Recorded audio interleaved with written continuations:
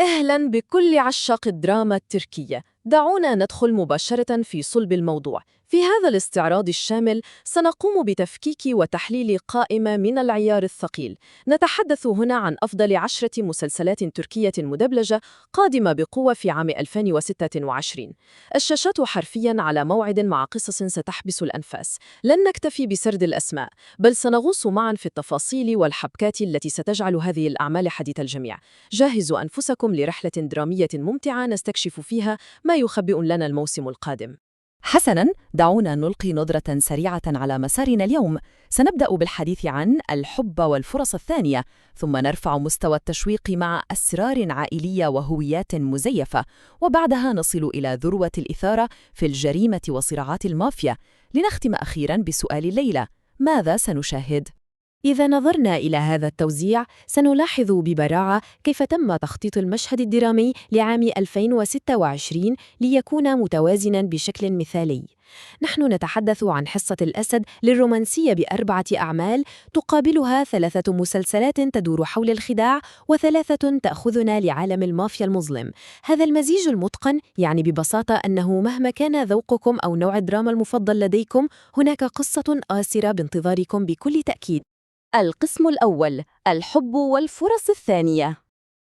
لنبدأ بقصص القلوب والتشافي. في هذه الفئة العاطفية لدينا 4 أعمال رئيسية: تذكر الحب، أنت من أحببت، الحب والفقدان، وأخيراً ميرا وسليم. وقبل أن نتعمق في التفاصيل والمخاطر العاطفية لكل قصة، الجميل هنا أن كل هذه الأعمال تشترك في فكرة واحدة أساسية، وهي أن الحب لا يأتي على طبق من ذهب أبداً، لكنه دائماً يستحق كل هذا العناء. المقارنة هنا مثيرة جداً للاهتمام. نحن أمام عملين يلعب فيهما القدر لعبته لتغيير حياة الأبطال، لكن بأساليب متناقضة تماماً. في ميرا وسليم يتدخل القدر بمرض مأساوي ومفاجئ يوقف طلاقاً كان على وشك الحدوث ليجبر الزوجين على إعادة حساباتهما في اللحظة الأخيرة. أما في تذكر الحب فالأمور تأخذ طابعاً غامضة، حيث تظهر رسالة مجهولة تعيد جمع خطيبين سابقين هما دينيز وغونيش. تخيلوا كيف يمكن لحدث خارجي مفاجئ أن يعيد كتابة تاريخ كامل بين شخصين. ننتقل الآن إلى تلك الحبكة الكلاسيكية التي لا تفقد بريقها أبداً: صراع الطبقات الاجتماعية. في مسلسل أنت من أحببت لدينا دجلة، فتاة القرية البسيطة التي تتزوج فجأة من أركان، الشاب الثري القادم من اسطنبول. وكما تتوقعون يجدان أنفسهما في قلب صراع طبقي قاس جدا ضد عائلة أركان التي ترفض هذا الزواج بشكل قاطع. التحدي المجتمعي هنا شرس، وهو المحرك الأساسي لكل الأحداث المؤلمة والمشوقة التي ستختبر قوة هذا الارتباط. الآن ما يثير الاهتمام حقاً في هذه الحبكة هو كيف تولد شرارة الحب من رحم العداوة المطلقة. في الحب والفقدان نحن أمام كمال، محصل ديون صارم يعمل لصالح عصابة مرابين، يواجه عفيفة، المرأة الشجاعة التي تكافح لحماية مطعمها. الصدام الأولي بينهما عنيف ومبني على الديون، لكن هذا التوتر بالذات هو ما يمهد طريق لقصة حب من نوع الأعداء الذين يتحولون إلى عشاق. إنها تركيبة درامية حادة ومشوقة لأبعد الحدود. القسم الثاني: أسرار عائلية وهويات مزيفة. دعونا ننتقل من الرومانسية المفرطة إلى عالم الأكاذيب والحقائق المدفونة. نصل الآن إلى الأعمال التي تعتمد كلياً على التلاعب والأقنعة: ورود وذنوب، المحتلون، والوريث. هذه المسلسلات صممت خصيصاً لعشاق التوتر النفسي العالي، حيث لا يوجد شخص واحد على الشاشة يبدو على حقيقته المطلقة. فكروا معي في هذه المعضلة الدرامية المعقدة في مسلسل ورود وذنوب. رجل الأعمال سرحات يبحث بلهفة عن ابنة زوجته المخفية، بينما زوجته ترقد في غيبوبة. الثقل العاطفي لاكتشاف سر كهذا يمكن أن يدمر أي إنسان. رحلة سرحات المحمومة لكشف الحقيقة تضعه على حافة الانهيار، ولكن دخول زينب الشجاعة في حياته يطرح التساؤل الأهم: هل ستكون هي طوق نجاته في هذا الظلام، أم أن السر سيبتلعهما معاً؟ وفي مسلسل المحتلون التوتر يتصاعد بشكل مختلف تماماً. نرى هنا كيف يجمع اليأس بين طرفين غير متوقعين أبداً. إرتان المحامي البارع الذي يعرف كيف يلتف على القوانين بذكاء، وآسيا الأم المكافحة المستعدة للجوء للاحتيال من أجل البقاء. عندما يتحد هذا الثنائي ينحدران معا في عملية نصب معقدة وخطيرة جدا. إنها شبكة متقنة من الأكاذيب تضمن لنا كمشاهدين أحداثا يستحيل توقع نهايتها. ولتتويج قسم الهويات المزيفة يجب أن نتحدث عن مسلسل الوريث، والذي يأخذ فكرة الانتحال إلى أقصى حدودها الممكنة. تخيل ميكانيكياً بسيطاً ومثقلاً بالديون يدعى تيمور، يجبر فجأة على أخذ مكان الابن المفقود لعائلة كارسل القوية والمخيفة. هو لا يتظاهر بالثراء فحسب، بل يلقى به في مستنقع عميق من الأسرار العائلية المظلمة وصراع مميت على السلطة، حيث لا يوجد أي خط للرجعة. القسم الثالث: الجريمة وصراعات المافيا.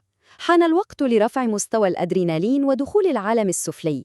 في هذا القسم المليء بالأكشن والمخاطر نستعرض في الظل، أخيه، وحلم أشرف. هذه الأعمال تغوص عميقاً في الفساد الأخلاقي، الولايات الممزقة، وبيئة إجرامية لا تعرف الرحمة إطلاقاً.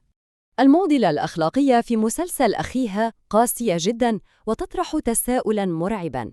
لدينا دوغان، جراح ناجح بنى حياة نظيفة ومبادئ صلبة بصعوبة بالغة، لكنه يجبر على العودة إلى مسقط رأسه ليجد نفسه وجهاً لوجه مع عائلته المتورطة في المافيا. التساؤل هنا: هل سيتخلى عن مبادئه ليحمي عائلته، أم يضحي بعائلته ليحافظ على نفسه؟ هذا الصراع الداخلي بين ماضٍ مظلم يرفضه وحاضر نظيف يحاول حمايته يجعل القصة مشوقة بشكل لا يوصف. إذا قورن بين الدوافع الجوهرية لأبطال هذين العملين سنجد تناقضاً درامياً مذهلاً. في الظل يتحرك حيدر علي بدافع الانتقام الخالص لعائلته، لتتعقد أمور فجأة عندما يكتشف أن حبيبته قد تزوجت من صديقيه المقرب. خيانة مزدوجة ومؤلمة.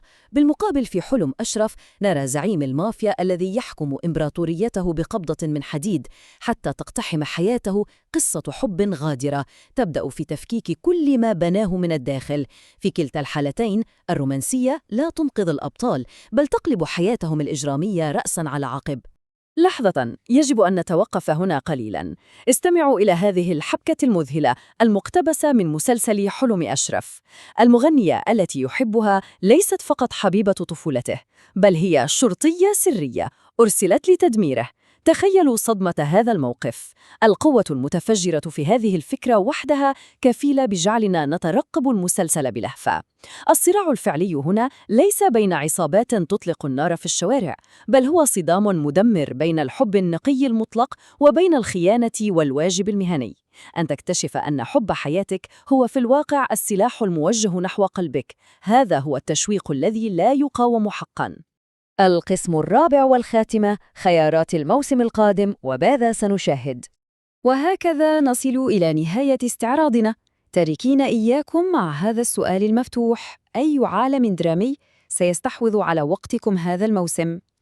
هل هي قصص انكسار القلب والفرص الثانية التي تلامس المشاعر؟ أم عالم الخداع والتوتر النفسي الذي يحبس الأنفاس؟ أم أن الأدرينالين وصراعات المافيا السفلية هي ما تبحثون عنه؟ الخيارات جميعها مطروحة ومصممة بذكاء لتلعب على كل أوتار المشاعر. الموسم القادم يبدو نارياً وتنافسياً لأبعد الحدود. شكراً لمرافقتكم لنا في هذا التحليل، ونتمنى لكم مشاهدة ممتعة ومثيرة قريباً. السلام عليكم. لا تنسوا الإعجاب بالفيديو والاشتراك في القناة تشجيعاً لنا لنستمر بنشر المزيد إن شاء الله.